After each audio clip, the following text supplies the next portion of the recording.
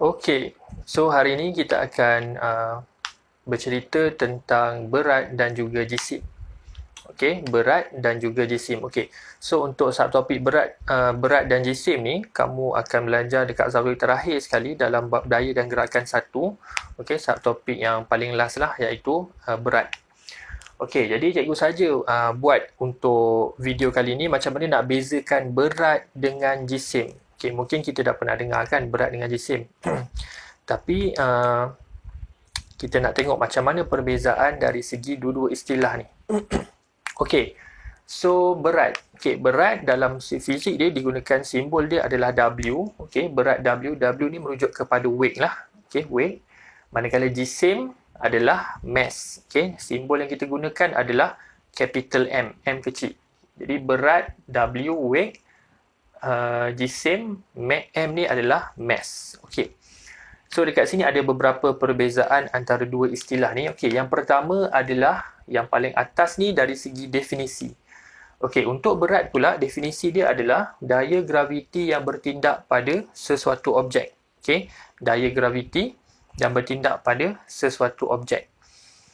Okey, jadi maksudnya kalau objek tu lebih berat, jadi daya graviti yang bertindak pada dia pun lebih berat. Contohnya kalau kita ada dua objek yang berbeza berat, maksudnya objek besar dengan objek kecil, contohnya batu besar dengan batu kecil. Jadi batu besar tu kita lebih susah nak angkat sebab daya graviti yang bertindak pada dia lebih besar, manakala batu yang kecil tu kita mudah untuk angkat sebab daya graviti dia lebih kecil. Okay, jadi sebab itulah berat tu maksudnya daya graviti yang bertindak pada sesuatu objek, daya graviti yang menarik sesuatu objek tu. Okey, untuk jisim pula, definisi dia adalah kuantiti jirim yang terdapat pada sesuatu objek. Okey, kuantiti jirim. Okey, jadi kita boleh bandingkan, kita sama juga ambil batu tadi, batu besar dengan batu kecil. Okey, dua-duanya samalah batu. Tapi batu besar ni mempunyai jisim yang lebih besar.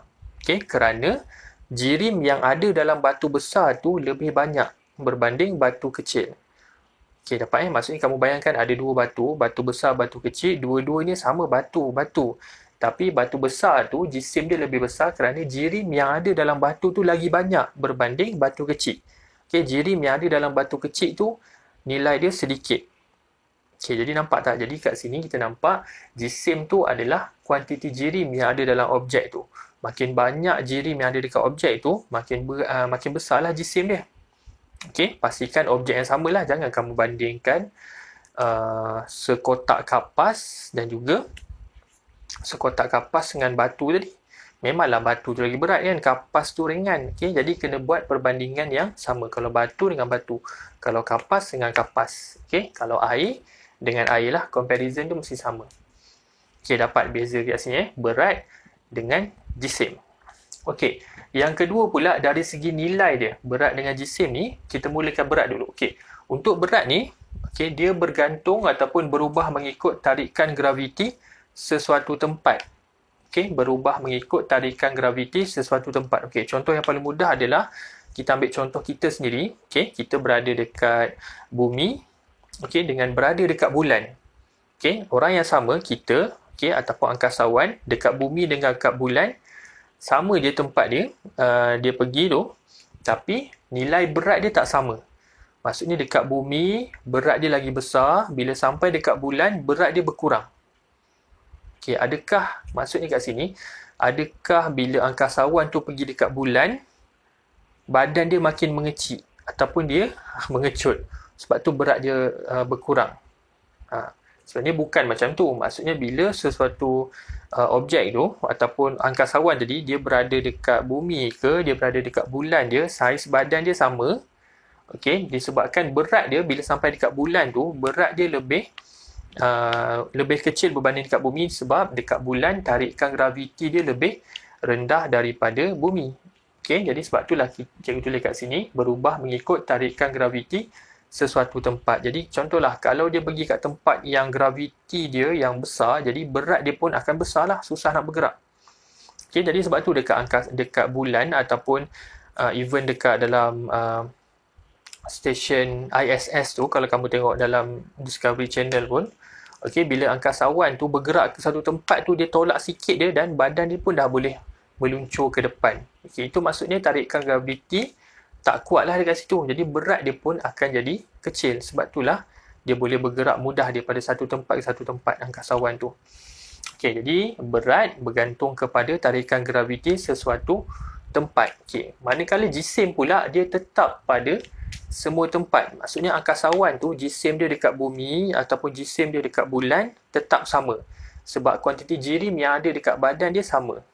Okey, kita anggap dia tak adalah lama sangat. Maksudnya angkasawan tu duduk dekat bumi ke, duduk dekat bulan ke, jisim dia tetap sama. Sebab dia adalah orang yang sama. Okey, melainkanlah kalau dia kurang makan ke apa, memanglah berat jisim dia akan turun. Tapi dari segi konsep dia, jisim ni dekat mana-mana pun objek tu berada, jisim dia sama. Sebab apa? Balik semula kepada definisi tu, iaitu jirim yang ada dekat objek tu adalah sama. Okey, dapat perbezaan yang kedua. Okey, tengok yang ketiga. Yang ketiga ni mudah je. Kita bezakan dari segi unit SI. Okey, untuk berat unit SI yang kita pakai adalah Newton ataupun capital M, manakala untuk jisim unit SI dia adalah kilogram. Okey, kilogram kg. Jadi beza dari segi unit SI. Okey, jisim dalam kilogram, berat dalam Newton. Dan yang akhir sekali perbezaan dari segi kuantiti. Okey, iaitu untuk berat kuantiti vektor, jisim adalah kuantiti skala. Okey, kuantiti vektor ni adalah apa? Kuantiti fizik yang mempunyai magnitude dan arah. Kalau kuantiti skala, kuantiti fizik yang mempunyai magnitude sahaja ataupun nilai sahaja. Okey, maksudnya berat ni dia ada nilai dan juga arah. Untuk jisim dia ada nilai sahaja magnitude. Okey, yang ni magnitude dan arah. Okey, yang ni kamu kena refer balik dekat bab ni lah. Bab permulaan fizik tingkatan 4 tu ada menerangkan vektor, skala vektor, kuantiti vektor dengan kuantiti skala.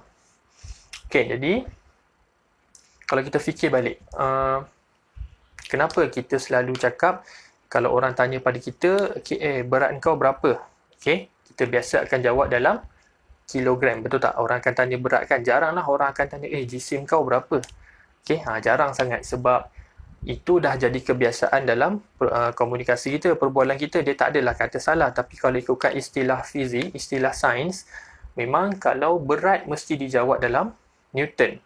Okey, manakala jisim mesti dijawab dalam kilogram. Jadi lepas ni bolehlah kalau kita nak cuba-cuba tanya ataupun kita cuba nak berbincang kalau dengan kawan-kawan, kita boleh tanya jisim pula. Memang akan rasa pelik lah.